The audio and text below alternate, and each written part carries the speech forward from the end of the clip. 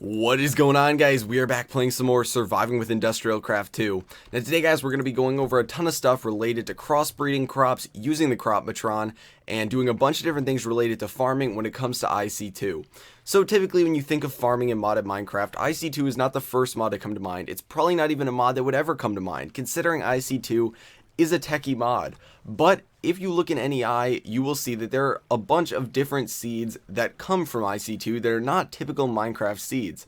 So you've got the regular ones that of course will show up. You've got seeds, pumpkin seeds, melon seeds, and then you have all these different seed pouches. You have 4 different rows total of seeds that are offered in the game just using IC2. And some of them are normal seeds. You've got wheat seeds, carrot seeds, melon seeds, potato seeds. So they're, for the most part normal. But then you've got all these other ones like dandelion seeds, red wheat seeds, stagnium seeds. And what these are crossbred crops that are offered by IC2 that you have to work a little bit to get to. On top of that, you can see that they have 3 different stats.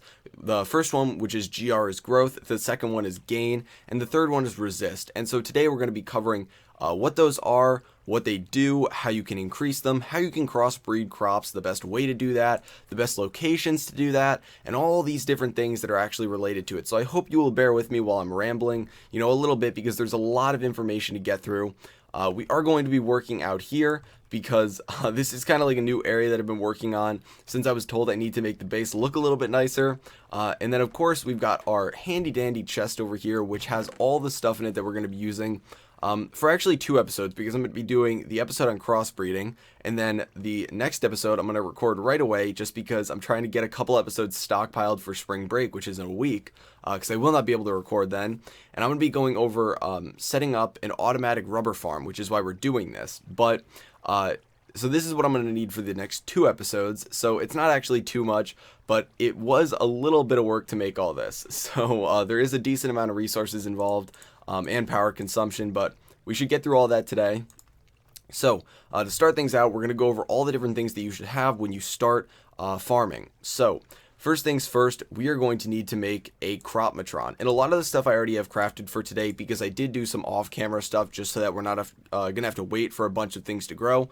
But you're going to want crops, you're going to want a crop analyzer, a Crop-Matron, and I think that should be okay. Obviously, you're going to want some dirt on top of that, a hoe, and that should be okay to start. So I'm going to go through actually making these and what they do now. So if you search up crop, you can see that you get a lot of the things that you're actually going to need. You get 3 of the things. So we're going to need a Crop-Matron, which it can use a decent amount of power. It's not really expensive to make. It takes some empty cells, basic machine casing, 2 electronic circuits, a chest, and 3 crop. And you're going to want a lot of crop. This is essentially what you're going to be planting the stuff on, and it just takes some sticks to make 2. So you are going to want a hefty sum of wood, because you will be losing some of these when you start crossbreeding. But for the most part, like a stack should be more than enough. And then you're going to want a crop analyzer, which is pretty cheap to make. It just takes redstone, an electronic circuit, some copper cable. And this did bother me a lot, the fact that there's 2 and then none. And I guess it kind of does make sense, considering like it doesn't always need to be symmetrical. But typically when you're crafting things in Minecraft, you think of symmetrical stuff, but that's just my OCD. And I was informed that I am not alone. Pretty much anyone who plays Minecraft gets the whole Minecraft OCD. So if this bothers you, feel free to let me know, because it does bother me. And this actually does need to get charged up a little bit, but we're going to cover that later. And that's pretty much all you're going to need to actually start crossbreeding, aside from having the actual things you're going to want to crossbreed. So today we're going to be using sugarcane, because we're going to want to breed stickweed. And I'm going to go over what this is in a second, but you're going to want sugarcane. And to start things out, we're just going to come over here, and we're going to be using a 2x2 plot. Now you can use 2x2, 3x3, as big as you want, depending on what you want the setup to be. But essentially the way you're going to want to set this up, and I'm going to put it right here in this corner, is you're going to have the 2x2, and then you're going to want to dig down like 4 layers ish, and you're going to want to have it be dirt. And what that does is it gives a boost to the fertilizing of the plants, or fertilizer levels, whatever you want to call it. So let's make sure 1, 2, 3, 4. So yeah, you want to make sure it's dirt below it, and you can fill that in.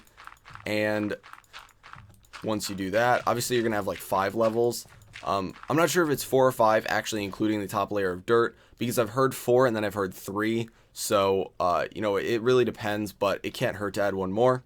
So you're going to have this 2x2, and if you've ever played with AgriCraft, I know I've done videos on it in the past, the way that these crops work is essentially you're going to till the soil, and we'll place water right here because we are going to need water, so we'll place it in the corner, but you're going to take the hoe and you're going to till the soil diagonal from each other, and you're going to place these crops down.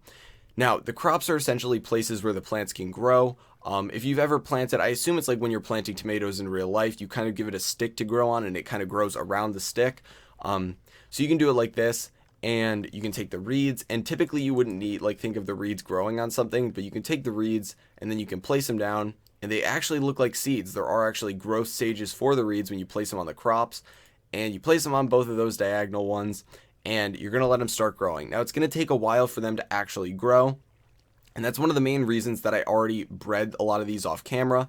But when we throw those down, they are going to start growing on these crops, and eventually when they get 2 stages before maturity, okay, 2 stages before maturity, you can start crossbreeding them. Okay, but we do have to wait. Right now I could not crossbreed these, so while we wait for those to grow, we're going to work with the Crop-Matron. Now, one thing I want to state before I work with the Crop-Matron is there's a lot of things that you might not notice that are going to be taken into account when you're working with these. So air quality is one thing. So having blocks above it, even like a couple blocks like this ceiling, is going to impact air quality of these plants down here. So that's one thing to take into account. It is better to grow them outside than it is to actually put them inside. I'm putting them here because I'm not super worried about rushing through growing these, but outside would be optimal. Having them at a really high level, like a Y level, like a Z level, I mean, would be really important. Or no, I mean Y. Why did I say Z? You're gonna want them at a high Y level if you really want to have these grow fast. So like really get them up there. For me, again, that doesn't matter. Increasing that though does increase the rate at which they'll grow. And along with that, you're going to want them to be in like a jungle or a swamp biome because that would give better hydration to them. But again, you know, I'm not super worried. So those things can help when you're growing them. But to get around that, we are going to be using the Crop-Matron. And essentially what this thing is going to do is it's going to like babysit our crops for us. So it is going to use power. I am going to have to wire some power over to this. But like I said, it's going to essentially babysit our crops for us. So that is going to be all fine. Having to wire power over to it, I really don't mind. So we're going to be putting that down. I'm trying to think. I want to put it down like right over here. I know it's going to be weird to get power to it though, so I might move the water. I might move the water like right here, just because it will be able to reach. And then I'll put the wiring is going to go below this. So I will just. Do I have any copper? No. Okay, we'll just use tin cable for this for now, just because we actually don't need copper for it. It's only going to be able to use 32, so it's fine. So we will throw down the Crop-Matron right there, and you open it up and there's all these different things that you can use in here, and it might look a little intimidating at first, but it's actually really simple. So there's 3 different sections of the Crop-Matron. The first one is Weed X, okay? Now, I want to tell you to use this sparingly just because Weed X can impact plants growing. Essentially what it does is when you have these sticks and you place down the crops, you can grow weeds in them. If you don't have anything in there and you're waiting for it to crossbreed or something, weeds can grow and you have to manually get rid of them unless you use a Weed X, in which case the Crop-Matron will be able to get rid of them. It'll spray it and they won't grow for a little bit. But it's not great because it does impact things growing in the future. It can make it grow slower. It can make it worse. It can do all of that. So I would advise you preferably not to use it if you can stand here and actually watch your plants. But if you do use it sparingly. It's pretty much just like if you type in weeds, you can see it here. You've got regular weeds, weed seeds, and then you've got Weed X. And it looks like a little bottle, and it uses redstone, green powder, and then an empty cell. And the green powder is just coming from, you know, spider eyes or poisonous potatoes. I would probably use spider eyes because it gets you 2, and you just end up with a lot of spider eyes at night. But that's pretty much that. And, you know, you just plop that in there, and it gets a couple of uses per bottle. You can only put 1 bottle in. They don't stack. And that's that column. So we're not actually going to be using that because I will manually be over here. And then the next column is for fertilizer, something that we will be using. So if you go to fertilizer, you can see it looks kind of like mud with some like green mixed in. And you get 2 of them, and it comes from mixing bone meal with scrap. So we're actually going to be working on getting some of that right now while we wait for this to grow. And I think the light level should be fine around here. I am going to plop this down just to make sure. But these are growing nicely. So we're going to come over here and we're going to grab all the stuff that we need to get some scrap, which is a recycler. Now, the recycler is pretty easy to make, so we're going to have our dirt, we're going to grab this 2 iron, and then we're going to grab, we're actually going to need to make a compressor, and to make that, we're going to need stone, a basic machine casing, and an electronic circuit. So there we go. So that should be everything we need to make this. So compressor, make that, and epic squeeze. And, oh, looks like we can't do that, so should have everything on me though. So there we go. Nope, that's not it. Okay, so there we go. So we got the recycler, and we're just going to hook this up. I'll put it right here. And also, you can see that I'm getting a pretty big buildup of cactus when I'm not using this. So this like 6-layer farm is working pretty nicely. So we're going to come over here, and the recycler pretty much can get you like 1 scrap. If you don't put any upgrades in it, 1 scrap per like probably like 20 seconds. So we're just going to have cobble get processed, and ooh, we got one on our first try. See, you can see it's not 100%, but we're pretty lucky that we got one on our first try, because that means that I can grab out the scrap, and I'm seeing if we'll get a second one hopefully soon. No, okay, so it's not looking like we're going to get lucky, and I'll just leave this running. I'm actually going to grab a little bit more cobblestone to throw in there so that this can run while we're not actually watching it. But we're going to get this, and then we're going to get some of this bone meal, and we're going to go and combine these, and we're going to get fertilizer. So we get 2 per, like I said, and essentially what you do is you throw this in there, and it can stack up to 64. You can load it in there, and what this does is it's going to pretty much just fertilize the land that's around it in a 9x9 area. So pretty much 4 to each side, so 1, 2, 3, and then 4. 1, 2, 3, 4, and all the way around, and then it can do it up 1 level and down 1 level, and then on the same level. So you know, it's a radius of 9 around it like this, and then height of 3. So that is pretty nice, but for our purpose, the reason I put it all the way back here is because I'm not going to want this messing with what I'm going to have put over here. But yeah, so it's going to fertilize these when we give it power, and the main reason that I want this running for a while is because you're going to want a decent amount of fertilizer. I don't have enough bone meal necessarily to actually make like a ton of it, but I'd probably, you know, if I was going to go AFK and actually start breeding crops, I'd probably want like 2 stacks of it. So we'll throw that in there, and eventually when we do power it, it will start running, fertilizing it every once in a while. And that does help if you don't have like dirt below it, because they would raise the fertilization level. I think that's what you'd say, fertilization. I don't know. But we're going to go to the last one now, and this is going to be giving it water, and this is different. This is hydration, so this would be like jungle or swamp, like would naturally increase the level, but this is not going to be the same thing as having water blocks below that hydrate it. This is going to be a different level. So you could just take a bucket and fill this with water, and it would deposit the water in there, but what I'm going to be using is going to be the universal fluid cells. So essentially they're very similar to a water bucket. They hold 1000 millibuckets, but what we're going to be doing is we're going to be making I think it's a bottling machine or bottling plant. So we're going to be making that, and that takes 2 electronic circuits, a machine casing, and then 2 empty cells. And we're going to be making that, and we can also throw this down right over here, and this thing's still running, getting us some scrap. We're going to throw this down, and I do have a bucket of water, so we're going to toss that in there, and it's slowly going to empty it into this main tank, and then we're going to go and make, you can see it's got that, gives us the bucket back.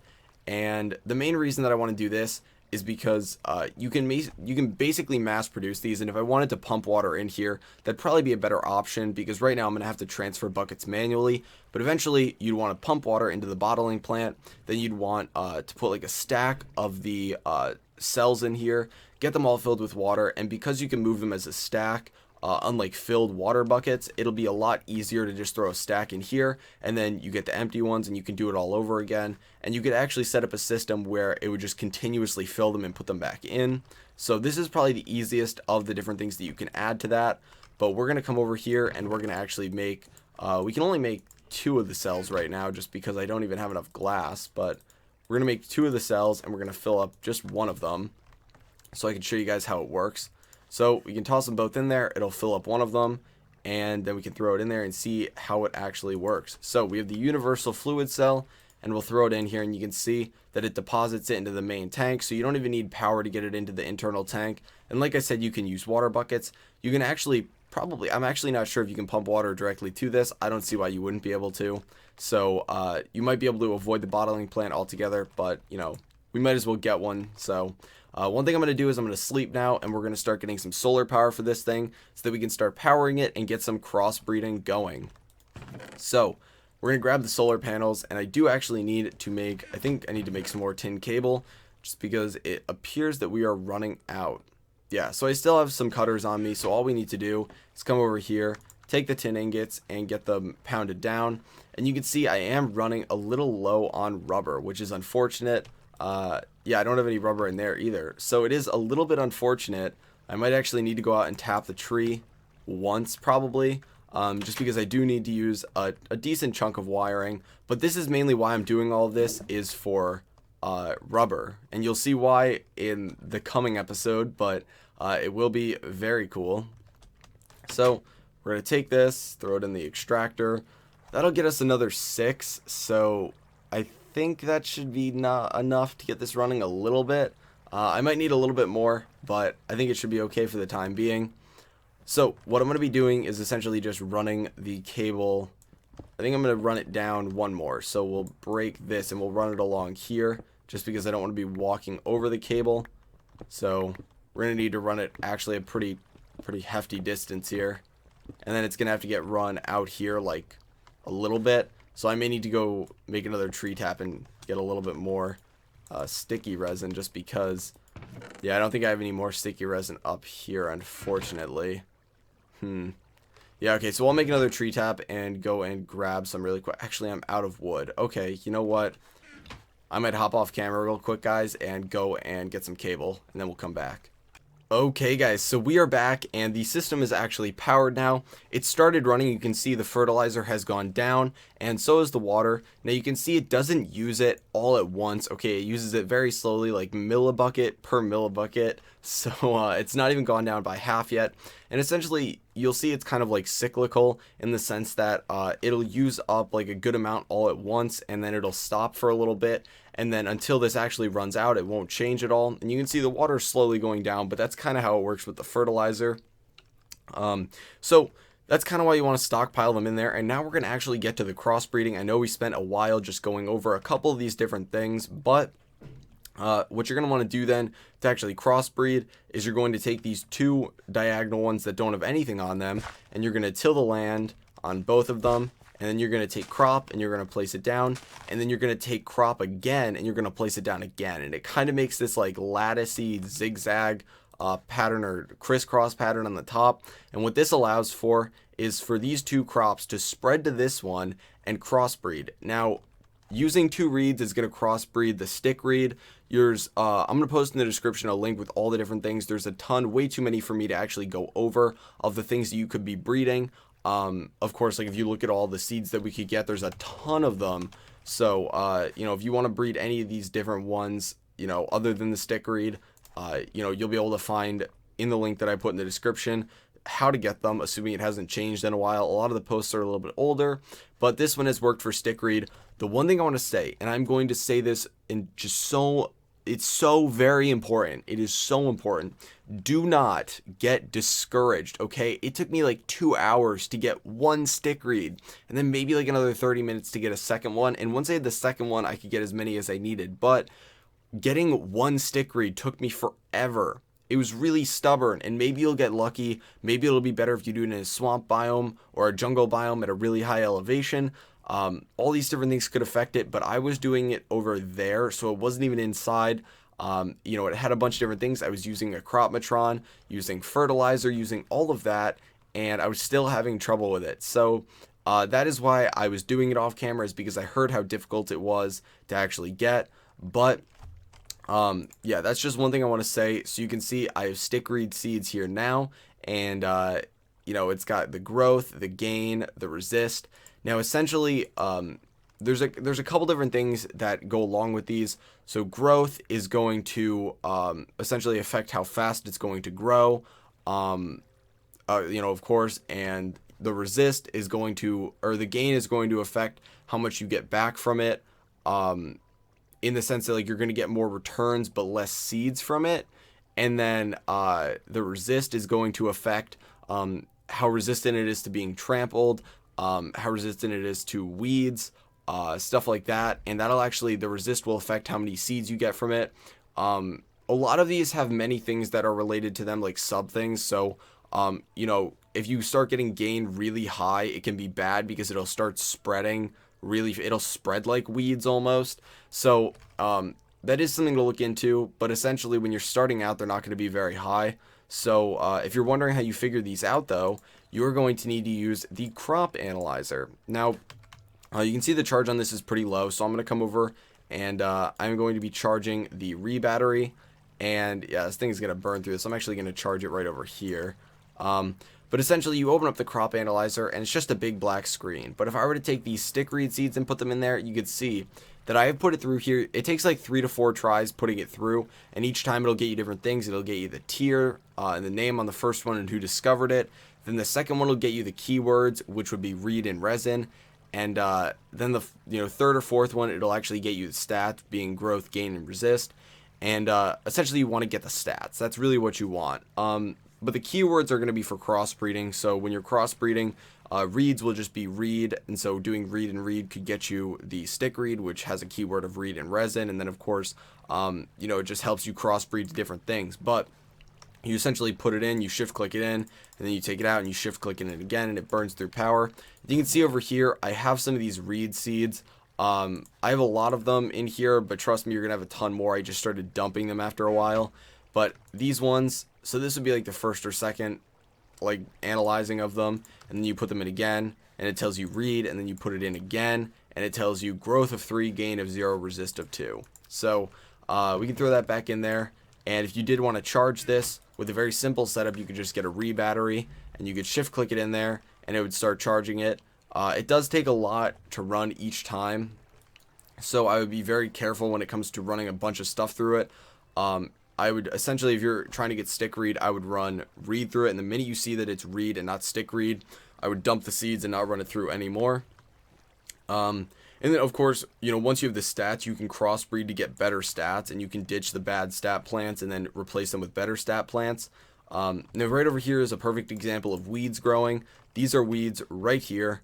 And so what you would do is they do waste one of your crop sticks. They get rid of the top one. But what you could do is just manually break it and then replace them down. So you get one back, but you essentially lose one. So they are a little, negative when it comes to that.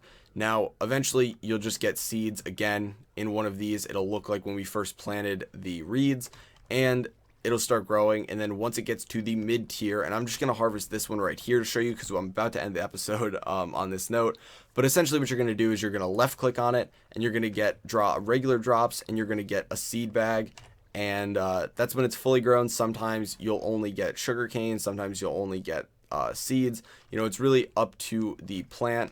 And then, of course, you can just replant it. Sometimes it'll stay planted. It really depends, all on, random things occurring in the game.